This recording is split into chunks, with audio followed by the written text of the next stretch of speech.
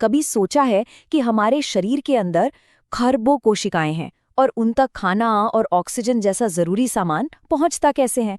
आज हम इसी शानदार डिलीवरी सिस्टम को समझने वाले हैं, जानवरों में भी और पौधों में भी। तो आज हम क्या-क्या देखने वाले हैं? सबसे पहले हम बात करेंगे जीवन की सबसे बड़ी लॉजिस्टिक्स चुनौती की। फिर देखेंगे कि हमारा खून, जिसे शरीर की जीवन रेखा कहते हैं, वो क्या है और कैसे दिल और धमनियां इस पूरे नेटवर्क को चलाती हैं। इसके बाद हम शरीर के क्लीनिंग सिस्टम पर भी एक नज़र डालेंगे। और हाँ, आखिर में पौधों की अनोखी ट्रांसपोर्ट व्यवस्था को भी समझेंगे। तो चलिए शुरू करते हैं जीवन की सबसे बुनियादी चुनौती से, और वो है डिलीवरी की समस्या। सोचिए, ये एक ऐसी मुश्किल है जिसका सामना हर एक जीवित प्राणी को करना पड़ता है। जरा सोचिए, हमारे शरीर में खरबों कोशिकाएं हैं, खरबों, और हर एक को जिंदा रहने के लिए लगातार खाना, पानी और ऑक्सीजन की सप्लाई चाहिए। और सिर्फ इतना ही नहीं, उन्हें अपना कचरा भी तो बाहर निकालना है। मतलब ये कोई छोटा मोटा काम नहीं है, ये एक बहुत बड़ा लॉजिस्टिक्स ऑपरेशन है। तो इस जबरदस्त चुनौती से निपटने के लिए जानवरों ने एक कमाल का सिस्टम बनाया है, और वो है हमारा परिसंचरण तंत्र या सर्कुलेटरी सिस्टम। इससे आप शरीर के अंदर का एक पेचीदा हाईवे नेटवर्क समझ सकते हैं, जो हर एक कोने तक जरूरी सामान पहुंचाता है। अच्छा, तो इस हाईवे नेटवर्क पर दौड़ता क्या है? इस सवाल का जवाब है वो तरल पदार्थ जो हमारे जीवन को मुमकिन बनाता है, यानी हमारा खून, हमारा रक्त। देखिए, खून सिर्फ एक लाल रंग का पानी नहीं है, ये तो एक पूरी की पूरी टीम है। इसमें सबसे पहले है प्लाज्मा। समझिए, ये वो नदी है जिसमें सब कुछ तैर रहा है। फिर आती हैं लाल रक्त कोशिकाएं, ये ऑक्सीजन की डिलीवरी करने वाले ट्रक्स हैं। श्वेत रक्त कोशिकाएं, ये हैं हमारे शरीर के सैनिक जो दुश्मनों से लड़ते हैं। और हाँ, प्लेटलेट्स, ये हैं रिपेयर करने वाली टीम। कहीं भी कट लगे, ये फौरन उसे ठीक करने पहुंच जाती हैं। और इन लाल रक्त कोशिकाओं को उनका लाल रंग और उनकी असली सुपर पावर मिलती है हीमोग्लोबिन से। ये एक बहुत ही खास प्रोटीन है जो फेफड़ों में ऑक्सीजन को कस के पकड़ लेता है और फिर उसे शरीर की एक एक कोशिका तक पहुंचाता है।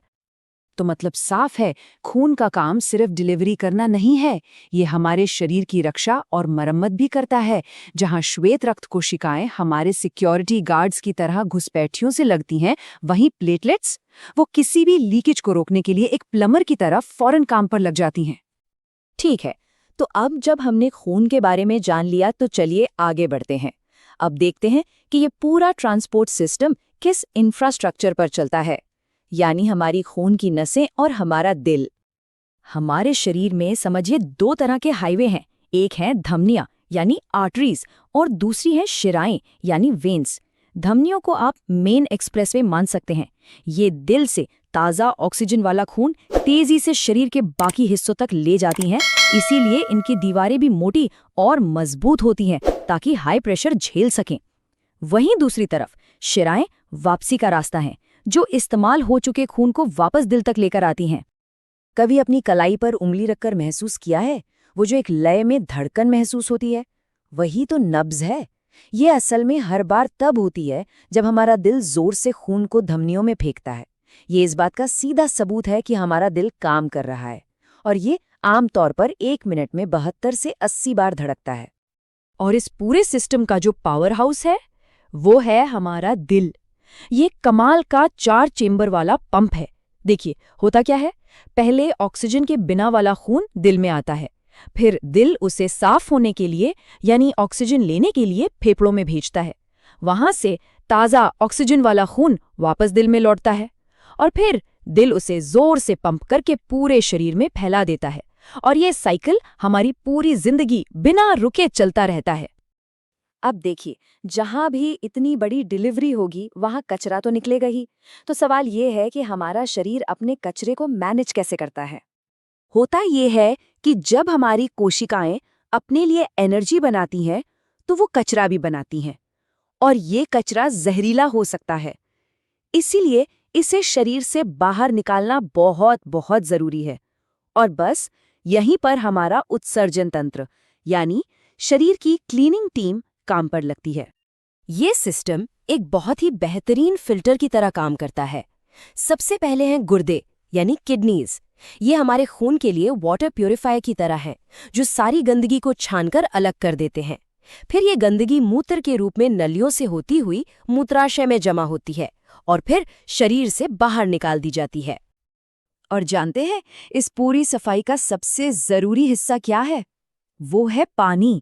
हमारा शरीर इन जहरीले पदार्थों को पानी में घोलकर ही बाहर निकाल पाता है। असल में हमारे मूत्र में 95% पानी ही होता है। अब समझ में आया कि क्यों कहते हैं कि भरपूर पानी पीना सेहत के लिए इतना जरूरी है। अच्छा, ये तो हुई जानवरों की बात, लेकिन पौधों का क्या? उन्हें भी तो पानी और खाने की जरूरत होती है। वो भी इन्हीं चुनौतियों का सामना करते हैं, लेकिन उनके पास ना तो दिल है और ना ही खून। तो वो ये सब कैसे करते हैं?